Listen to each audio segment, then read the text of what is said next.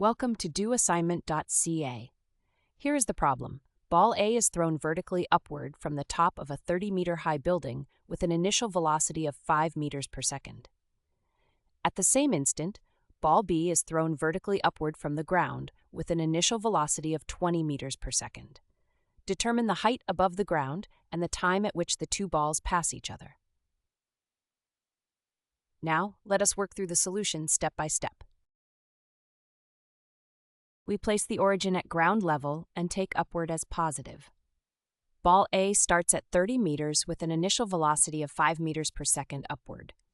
Ball B starts at ground level with 20 meters per second upward. Both experience the gravitational acceleration of 9.81 meters per second squared downward. We integrate the constant acceleration twice. The first integration gives velocity and the second gives position. Substituting the initial conditions, ball A's position is 30 plus 5t minus 1/2 times 9.81 times t squared, and ball B's position is 20t minus 1/2 times 9.81 times t squared.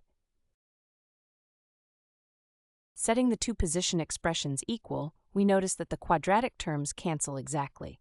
This leaves a simple linear equation, 30 plus 5t equals 20t.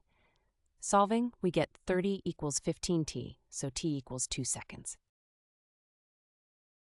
Substituting t equals 2 into ball B's equation, 20 times 2 is 40, minus 1/2 times 9.81 times 4 is 19.62. That gives 40 minus 19.62, which equals approximately 20.4 meters above the ground. As a verification, we substitute t equals 2 into ball A's equation. 30 plus 10 minus 19.62 equals 20.38 meters, which rounds to 20.4 meters.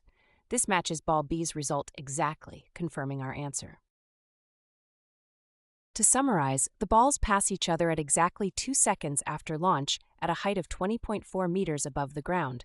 The key insight is that since both balls share the same gravitational acceleration, those terms cancel, reducing the problem to a simple linear equation. Visit doassignment.ca for more study tools, AI learning support, and online tutoring.